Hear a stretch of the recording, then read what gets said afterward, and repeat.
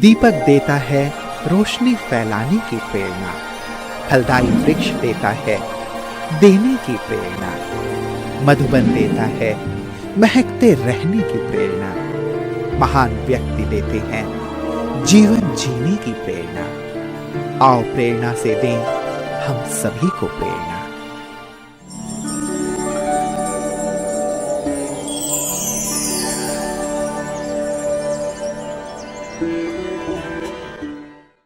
धार्मिक क्षेत्र सफेदों हरियाणा राज्य के जींद जिले का एक ऐतिहासिक स्थल है जो महाभारत काल के कुरुक्षेत्र से संबंध रखता है। यहाँ के तालाब एवं देवी मंदिर मुख्य आकर्षण का केंद्र है। सफेदों ब्रह्मा कुमारी ईश्वरीय विश्वविद्यालय की मुख्य संचालिका हैं आदरणीय राजयोगिनी स्नेह दीदी जी। आपका जन्म 1967 में हरियाणा राज्य के सफेदों में हुआ। बचपन से आप पढ़ाई, भक्ति और रचनात्मक कार्यों में विशेष रुचि रखती रही। आप गुणग्राहकता, मधुरता, मिलनसारिता और शांति प्रियता आदि गुणों से परिपूर्ण हैं। आपको 1982 में ईश्वरीय ज्ञान की प्राप्ति हुई। आपने पहली बार 1983 में संस्था के मुख्यालय माउंट आबू में अव्यक्त बाप दादा से ईश्वरीय मिलन मनाया। परमात्मा से प्रेरणा प्राप्त कर 1989 से आपने अपना जीवन ईश्वरीय सेवा में संपूर्ण समर्पित कर दिया। तब से आप शामली, गन्नौर यूपी, मतलोड़ा, चरखी दादरी में सेवा प्रदान कर 1999 से सफेदों में स्थायी रूप से ईश्वरीय सेवा प्रदान कर रहे हैं। जन जन को ईश्वरीय संदेश देते हुए आपने अनेक कार्यक्रमों का सफल आयोजन किया।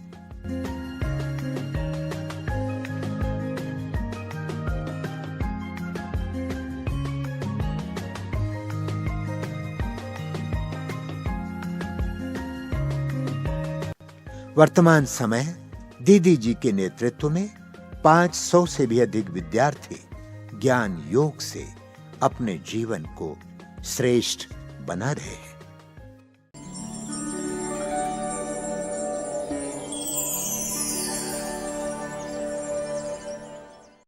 पिताजी किसान थे।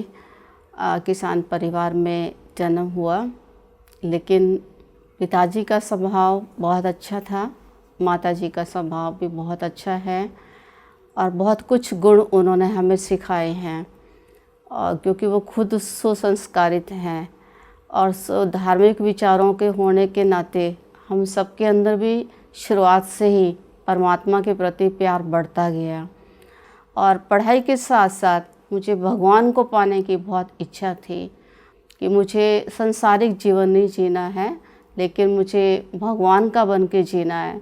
संसार ऐसार लगता है, तो इसलिए संकल्प यही कि सबसे पूछते रहना कि भगवान कैसे मिलेंगे, भगवान कौन है। कोई कुछ बताता, कोई कुछ बताता, तो उसको रट्टा लगाते, लेकिन कुछ भी फीलिंग नहीं आती थी। तो भगवान को ही खुद ही रहम आया हमारे ऊपर, प्यार आया। तो 5वीं क्लास के बाद फिर 8th क्लास में और ज़्यादा लगन बढ़ गई, जिसमें हिंदी की बुक में हमने पढ़ा कि एक सादे सब सदे, सब सादे सब जाए। तो उसका भावार्थ सालार्थ तो लिखा, नंबर मिले, लेकिन उसके आध्यात्मिक अर्थ क्या है, तो वो एक मन में लगन थी कि वो एक कौन है, भगवान कौन है। तो उसके बाद और ज़्यादा फिर लगन हुई। फिर 10th क्लास के एग्ज़ाम दिए तो लक्ष्य फिर ये हुआ कि भगवान को पाना है और भगवान का बन के ही जीना है, सांसारिक जीवन नहीं जीना है। और पढ़ाई अच्छी करनी है, पढ़ाई करनी है, जॉब करनी है, सोशल सर्विस करनी है। तो कहा जाता है आवश्यकता आविष्कार की जननी है, या जहाँ चाहा वहाँ रहा। तो कुछ परिस्थिति घर में ऐसी आई, जो पास में सत्संग होता था, तो वहाँ पे माताजी गए।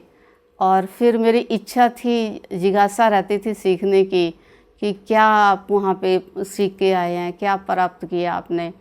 क्या अच्छा लगा आपको? एक शहर से साइकिल पे एक सफ़ेद कपड़ों वाला भाई आता है और उसके बैज लगा हुआ होता है, ओम शांति लिखा होता है, वो जो सुनाता है वो अच्छा लगता है, उसकी बातें अच्छी लगती हैं। तो मैंने कहा हमें भी ले चलो फिर वहाँ पे, कि नहीं अभी आपको नहीं। और फिर मैं कहा किताब कोई दिन मंगवा दो, तो किताब के लिए भी उन्होंने एक बार तो मना किया। फिर मैंने कहा ये कोई सत्संग है क्या? फिर लाके दिया तो हम आत्मा वाले चित्र को देख कर के मजाक करने लगे कि देखो कार को आंखें लगी हुई है, नाक लगा हुआ है, ये कोई ज्ञान है क्या? लेकिन उसके बाद फिर भी हम कहते रहे कि हमें ले चलो। और फिर वो कटाई का, गेहूं की कटाई शुरुआत हो गई तो माताजी ने भी जाना छोड़ दिया।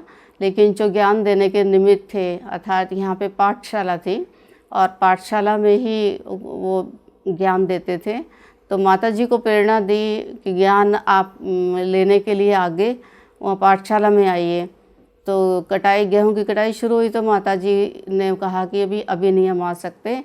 तो फिर भी उन्होंने कहा कि नहीं, पहले भगवान की वाणी सुनो फिर आप कार्य शुरू करो, तो सारा दिन आपका बहुत अच्छा रहेगा। तो फिर कोई भी साथी बना के आसपास परिवार में से उनको लेकर के जाते, और वो पाठशाला बाज़ार के बीच में थी।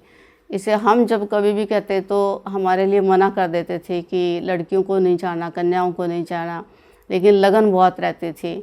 तो 6 महीना हो गया और लेकिन कुछ भी उनका मन तैयार नहीं हुआ आगे पढ़ाने के लिए। तो मेरे को एक दिन संकल्प आया कि आप ये क्या ओम शांति है कि 6 महीने में आपके संकल्प में परिवर्तन नहीं आया, कि मुझे आगे पढ़ाने के लिए आपका मन तैयार नहीं हो रहा है। तो लेकिन मैं उनकी बात को नहीं समझी थी कि कारण क्या है, कि आर्थिक स्थिति ऐसी है कि खर्चा आपका बहुत बढ़ जाएगा, तो इसलिए। और इतना बहुत है क्योंकि बचपन से हर गुणों में होशियार होने के कारण उनको नाच भी था कि गुणवान है, होशियार है, समझदार है, और इतने में ही बहुत ज़्यादा क्रॉस कर जाएगी।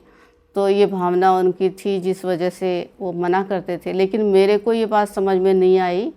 तो फिर मैंने कहा 6 महीने हो गए हैं आपको, तो ओम शांति में जाके आपने सीखा क्या बच्चों को आगे प्रोग्रेस नहीं करनी है? तो मेरे को आया मन में कि आज मैं ओम शांति में जाके ही देखती हूँ कि क्या है ओम शांति, क्या सिखाते हैं ओम शांति में।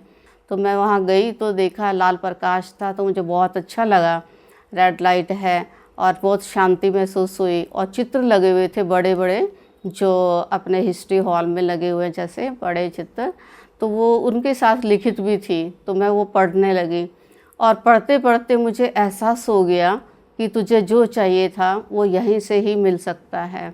और ऐसे अंदर में तसल्ली हो गई कि पे जो चाहिए था तुझे वो मिल गया। और सब मुझे कहें कि बैठ जाओ, बैठ के ध्यान लगाओ। मैंने कहा ध्यान आप पहले से आ रहे हो, ध्यान आपको लगाना आता है, मुझे नहीं आता अभी, तो मैं जब सीख जाऊंगी तब ध्यान लगाऊंगी। मैं अभी पढ़ रही हूँ, मुझे पढ़ने में ज्ञान आ रहा है, तो ज्ञान के बाद ही मैं ध्यान सही लगा पाऊँगी। तो फिर आपके वो भाई आ गया ज्ञान सुनाने वाला, तो फिर मैं बैठ गई।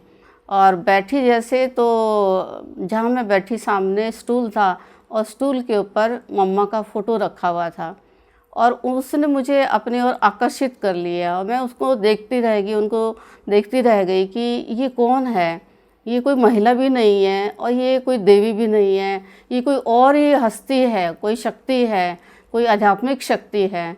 तो फिर कुछ भी हो, मुझे तो इनके जैसा बनना है, बस मुझे इनके जैसा बनना है। मन ही मन कहा कि भगवान बस ये जीवन आज से आपके लिए है।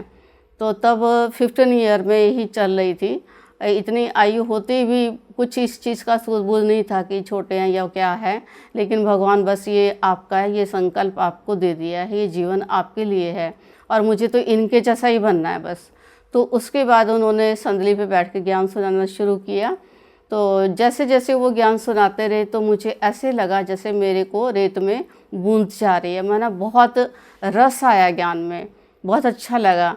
और उसके बाद मुझे साथ साथ परम धाम की और शिव बाबा की अनुभूति भी हुई, जिसे मुझे शिव बाबा का बहुत प्यार महसूस हुआ।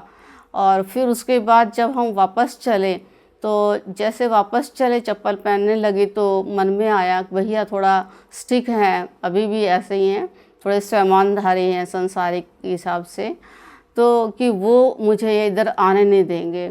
तो फिर मन ही मन में ये संकल्प चल रहा था, मन ही मन में विचार आ रहा था। तो फिर मन में ये आया कि मैंने ये सुना है कि माँ बाप जन्म देने के निमित्त हैं, बाकी बच्चे के कर्म हैं। तो कर्म अगर साथ देने हैं तो मैं कर्म ही अच्छे करूँगी। तो और पूरी आयु मेरा साथ देने वाला कोई नहीं है, मेरे कर्म ही मेरा साथ देंगे, कोई भी साथ नहीं देगा। मैंने अच्छे से विचार किया, तो कर्म साथ देने हैं, भगवान ने साथ देना है, तो मैं भगवान की ही बन करके मुझे सेवा करनी है। सेवा का पाठ शुरुआत से ही खुल गया। और जैसे ही उन्होंने देखा कि ये होशियार है कन्या और अच्छी कैचिंग पावर है और भगवान से इसकी अच्छी प्रीत है, लगन है, तो उन्होंने मुझे मुरली सुनाने के लिए दे दिया संदली पे बैठ के, और एक 7 दिन के कोर्स की किताब दी और ये कहा कि पानीपत में बड़े बहन जी हैं, उन्होंने आपके लिए दी है। और उस किताब को मैंने दिल से लगाया और मैं मन में मन सोचने लगी कि वो बहन जी कैसी है, उन्होंने मुझे देखा भी नहीं है और मेरे लिए इतनी अच्छी किताब भेजी है और कुछ गिफ्ट भी था साथ में। तो मैंने कहा वो कितना अच्छी आत्मा होगी वो। तो मैंने 7 दिन की कोर्स की किताब अपने आप से पढ़ी अच्छे से समझ करके, और उस किताब को पढ़ करके ही कोर्स कराना शुरू किया। जैसे उन भाई ने बुक दी और कि आप कोर्स कराना और मुरली सुनाने के लिए दिया, तो मुरली सुनाना शुरू कर दिया और वो किताब पढ़ के ही कोर्स कराते थे। उसके बाद फिर पानीपत से बहनें आती थी और उनके साथ सत्संग करने के लिए कहीं मंदिर जाना या कहीं भी जाना, कोई भी बुलाते थे। तो जहाँ भी जाते थे तो सबसे पहले मुझे ही दीदियाँ बोलने के लिए बोलती थी कि आप बोलो पहले। तो शुरुआत में थोड़ा हेजिटेशन होता था बड़ों के सामने कि हम कैसे बोलें, लेकिन जब वो कहते तो फिर मन में आता कि नहीं, हमने मदद करनी है बड़ों को, और थोड़ा अब जब वो उनकी शुभ भावना है तो आपका विकास होगा। तो इसलिए फिर सुनाना शुरू किया। और उसके बाद फीडबैक आती थी कि छोटी सी कन्या है, क्योंकि हाइट बहुत कम शुरू से ही है और दुबली पतली सी, तो उनको बहुत अच्छा लगता था। और उसके बाद तो फिर भी सेवाओं में और आगे बढ़ते गए।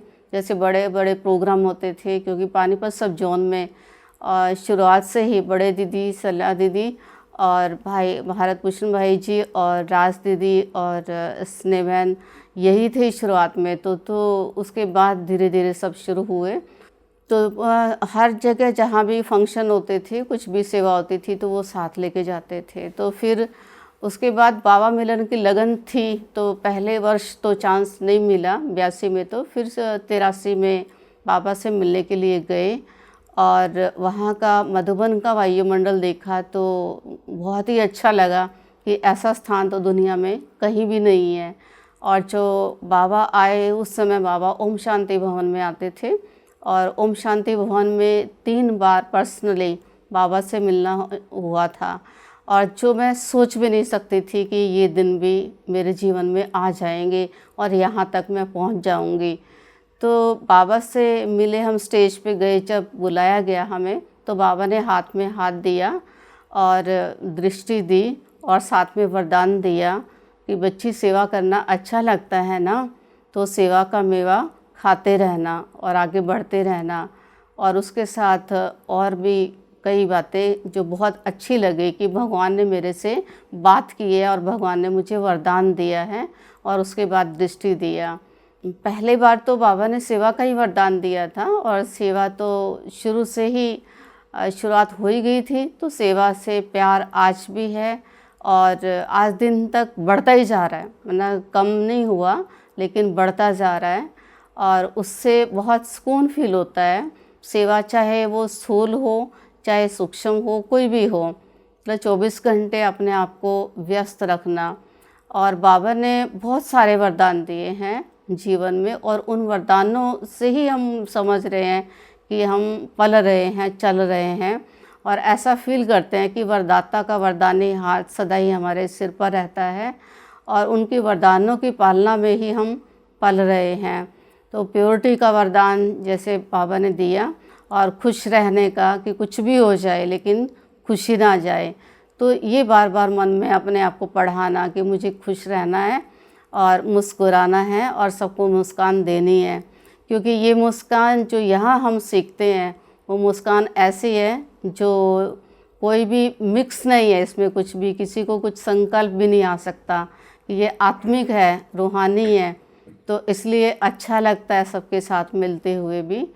और प्यारे बाबा को जब हम हर साल मिलते रहे हैं तो हर साल दृष्टि के द्वारा भी हम वरदान फील करते कि नज़दीक भले कम हो गया था, लेकिन फील करते कि दृष्टि से बाबा के से हमें बहुत कुछ प्राप्तियां हो रही हैं। एक अनुभव तो मैं ये ज़रूर सुनाना चाहूँगी कि तबीयत का भी पेपर आया एक बहुत बड़ा, जो मैं सोच नहीं सकती थी क्योंकि कभी आया भी नहीं था जीवन में। और वो जब पेपर आया तो उसमें इतनी कन्फ्यूज़न थी कि किसी को भी क्लियर नहीं था कि है क्या, लेकिन अंदर ही अंदर दुख फील होता था। लेकिन उस समय बाबा ने मुझे इतना अच्छे से संभाल के रखा, इतना प्यार से संभाल के रखा। मैं समझ रही थी कि जादूगर जादू कर रहा है, कि खुद मैं तबीयत ठीक फील नहीं कर रही, लेकिन कार्य वो सारे करा रहा है। और बड़े दादी के पास जाने का मैंने सोचा एक बार, जब तबीयत के दौरान ही, तो मेरे साथ एक बहन थी तो कि मेरे साथ चलिए, उन्होंने कहा नहीं, तो मैं चली गई। और दादी सोफे बैठे थे, बड़े दादी, और दादी के पास में बैठी और मेरे को तुरंत रोना आ गया। और दादी ने आंसू पोंछे और दिल पे हाथ रखा और मेरे को मैंगो दिया और पूछा क्या कारण है, और अच्छे से प्यार पुचकार दे के वो मैं दृश्य आज दिन तक नहीं भूल पाई।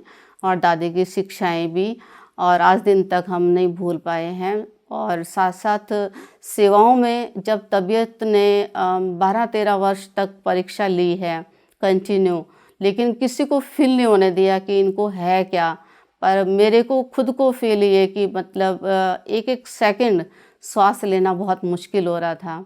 जैसे एक बार यहाँ पे धर्म सम्मेलन रखा था और उस दिन मैं पूरे दिन रोई हूँ, पूरा दिन रोई हूँ कि शिव बाबा ये मेरे साथ क्या हो रहा है। और लेकिन और किसी को कुछ फील नहीं होता।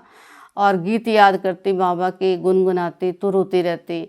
और शाम को के लिए मैंने बोल दिया कि बाबा मैं बाहर फंक्शन में नहीं जाऊंगी। जैसे समय हुआ तैसे अपने आप तैयार करके ले गया। फिर मैंने सोचा कि मैं स्टेज पे नहीं बैठूंगी, तो स्टेज पे भी बिठा दिया। और पूरा टाइम नहीं बैठूंगी, पूरा टाइम भी बिठा के रखा। फिर इतनी हिम्मत नहीं है कि मेरे लिए योग का नहीं अनाउंस करना कि योग कराना आपको बाद में, तो मैं कहा मेरे लिए मत बोलना, मेरी हिम्मत नहीं है। लेकिन अनाउंस कर ही दिया और मैं कमाल मान गई कि मुझे खुद को इतनी शांति और शक्ति और एकाग्रता और बाबा की छत्र छाया और प्यार फील हुआ। मैं कमाल मान गई बाबा के इसके साथ की अनुभव की, कि उनकी शक्ति का, उनकी हिम्मत का।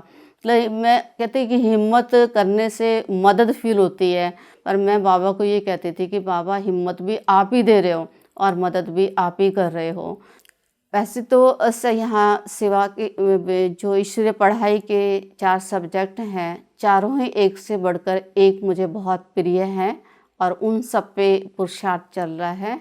और विशेष करके पवित्रता तो बहुत ही ज़्यादा जान है, प्राण है, क्या कहूँ उसके लिए, कि कोई कंप्रोमाइज़ नहीं है कहीं किसी मोड़ पर भी। संकल्प तक भी अपने को अच्छे से टीच करना और बाबा को याद करना कि एक सेकंड भी तार नहीं उससे टूटनी चाहिए, माना ये प्रयास रहता है।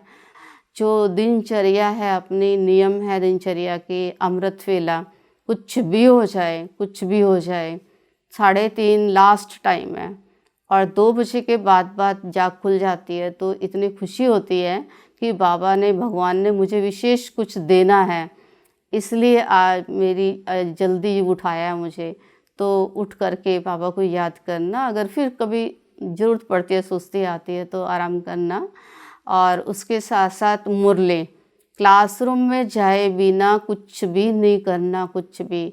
अगर मैं क्लास में नहीं गई तो ऐसे लगेगा कि मतलब बाद में जाऊं चाहे, लेकिन जाना ज़रूर है। क्लासरूम का वाइब्रेशन मुझे लेकर के आना है, क्योंकि पहले दिन से ही सुना था कि पहले वाणी पीछे पानी, तो इसलिए पानी तक भी नहीं पीते थे पहले तो। लेकिन धीरे धीरे फिर बड़े दीदी ने कहा कि नहीं, काफ़ी टाइम लग जाता है क्लास में, तो थोड़ा कुछ लेके जाया करें आप। तो आज तक भी ऐसा नहीं होता, कभी कभी मिस भी हो जाता है, कभी ले भी जाते हैं। और आजकल तो कई महीनों से ऐसा ही चल रहा है कि नहीं लेके जाते कुछ भी। क्योंकि वो कई बार बात याद आ जाती है कि पहले वाणी पीछे पानी। तो मुरली जो ईश्वरीय महावाक्य है ज्ञान की, और जिसमें एक एक महावाक्य में बहुत रस आता है, और वो रस ऐसे मुरली खुद मतलब दूसरे को सुनाने के भाव से नहीं, ऐसा कभी नहीं कहते कि मैं क्लास कराने जा रही हूँ, ये शब्द मुझे बिल्कुल अच्छा नहीं लगता कि मुरली सुनानी है या मुरली सुनाने जा रहे हैं, बस ये शब्द ज़रूर बोलेंगे। लेकिन क्लास कराना कि हम कोई भगवान नहीं है, हम संपूर्ण नहीं बने हैं, तो हम अभी पढ़ रहे हैं, हम गॉडली स्टूडेंट हैं, तो इसलिए उस पढ़ाई से बहुत ज़्यादा प्यार है। और जो खान पान का शुद्धि का है वो भी बहुत ज़्यादा, और कुछ भी हो जाए लेकिन बाबा पूरी मदद कर रहा है इसमें। ये हम ये नहीं कहेंगे कि हमारी बहादुरी है, लेकिन ये शिव बाबा की मदद है। मेरा खुद का भी यही अटेंशन रहता है कि जो समय के अनुसार बाबा हमें तीव्र पुरुषार्थी बनने के लिए कहते हैं। तीव्र पुरुषार्थ का मतलब ये समझ में आया कि जो हम पहले कर रहे थे वही अगर आज कर रहे हैं तो वो तीव्र पुरुषार्थ नहीं है। कि योग का टाइम बढ़ाना और सेवा का टाइम बढ़ाना, या उस स्थूल चीज़ का सहयोग है तो उसको भी बढ़ाना, या मनी का है तो उसको बढ़ाना, तीव्र पुरुषार्थ उसको कहेंगे। और उसके ऊपर विशेष ध्यान देना कि समय कम है। और दूसरा कि आज आत्माएं मन से बहुत कमज़ोर होती जा रही हैं, तो मनसा सेवा की भावना रखना। और तो जो मेरा अपना अटेंशन रहता है मनसा सेवा के ऊपर या तीव्र पुरुषार्थ के ऊपर, और जो लेटेस्ट हमें प्रेरणाएं मिलती हैं, तो वो सभी ब्राह्मणों के लिए भी यही शुभ आशा, शुभ भावना, शुभकामना रहती है कि मुख से अगर कोई सुनने के लिए इच्छुक है तो मुख से भी प्रेरणा देना, और बहुत प्यार से, अपनेपन से, और अन्यथा मन से शुभ भावना रखना कि सभी का बुद्धि योग हमेशा बाबा से जुड़ा रहे, क्योंकि बुद्धि मन मुख्य है। और वो अगर थोड़ा सा भी विचलित हो जाता है या कहीं भी लग जाता है या उसमें कुछ भी थोड़ा सा भी बुराई का अंश चला जाता है, तो वो बहुत बड़ा बवंडर बन जाता है और नुकसान हो जाता है उससे। तो इसलिए मेरी सभी के लिए यही प्रेरणा या शुभ भावना या शुभ संकल्प कहूँ कि मन के अंदर ये रहती है कि सभी बाबा की छत्र छाया में रहे, और सभी का कनेक्शन बाबा के साथ जुटा रहे, और सभी उनकी छत्र छाया में फील करें। जो हम प्रति घंटा शांति की शक्ति के साथ योग करते हैं और ट्रैफिक कंट्रोल के टाइम जो मेडिटेशन करते हैं, तो उस समय सारे विश्व की आत्माओं को सामने रखते हुए कि साकाश देना। और जो 2 वर्ष जो ये गए हैं लॉकडाउन के, तो उस समय जो देश विदेश की ये मनसा सेवा का अभ्यास करते थे, तो वो जैसे नेचुरल बन गया है। तो सभी के लिए भावना यही है कि दिनचर्या में हम कहीं भी लूज ना हो, कोई भी हमारी धारणाएं मिस ना हो, और लगन हमारी बढ़ती जाए, धारणा हमारी कहीं भी लूज ना हो। जो हमारा जीवन दूसरों को शिक्षा दे, ना कि हम मुख से बोल करके शिक्षा दें। तो ये जीवन प्राप्त करके हम प्यारे बाबा का 24 घंटे, सर्वशक्तिवान शिव बाप का 24 घंटे शुक्रिया करते हैं कि आपने जीवन दी, और ये जीवन सभी की ऐसी हो, ऐसी शुभ भावना रहती है।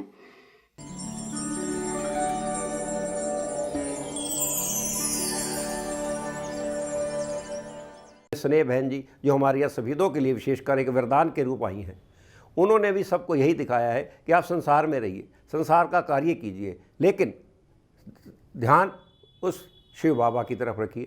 शिव बाबा की तरफ होते हुए आपके मन में कभी कोई गलत विचार आ ही नहीं सकते, और अगर आएंगे भी तो बाबा उनको अपनी शक्ति से, अपने प्रेम से, अपनी कल्पना से आपको उन चीज़ों से बचा के रखेंगे। और आपका जो कार्य है वो संसार के लिए एक प्रशंसनीय होगा, एक अनुकरणीय होगा। मैं पिछले 5-6 वर्षों से उनको जानती हूँ। उनका व्यक्तित्व बहुमुखी है। उनका सरल स्वभाव प्रत्येक व्यक्ति को बहुत ही स्वाभाविक तौर पर आकर्षित करता है। कई बार वो मेरी संस्था में भी आए हैं, मेरे स्कूल में भी आए हैं, और उन्होंने बच्चों को औपचारिक रूप से भी और अनौपचारिक रूप से भी बहुत कुछ शिक्षाएं दी हैं। उनका जैसा नाम है वैसा ही उनका मुख अरविंद है। हमेशा ही एक मधुर मुस्कान उनके चेहरे पे देखने को मिलती है। दीदी जी की सबसे बड़ी विशेषता सहनशीलता का गुण, जो दीदी जी में बहुत एक रग रग में समाया हुआ है। और दूसरा, दीदी जी के अंग संग रहते दीदी में विशेषता देखी कि दीदी जी निर्माणचित बहुत हैं। बड़ा हो बच्चा हो कोई भी हो, सभी के साथ ऐसे हो जाते हैं, बच्चों के साथ बच्चा, बुजुर्ग के साथ बुजुर्ग। तो दीदी जी की सबसे बड़ी क्वालिटी सहनशीलता और निर्माणता का गुण। दीदी जी अंदर बाहर स्पष्ट रूप से हमें हर बात के लिए समझानी देते हैं और उनके जीवन में लव और ला का एक अद्भुत बैलेंस देखने में आता है। और दीदी जी कोई भी हमारी कमी कमज़ोरी होती है तो उसे स्पष्ट अच्छे से करती हैं, ताकि हम जीवन में कहीं भी रुके नहीं, हमेशा आगे बढ़ते रहें।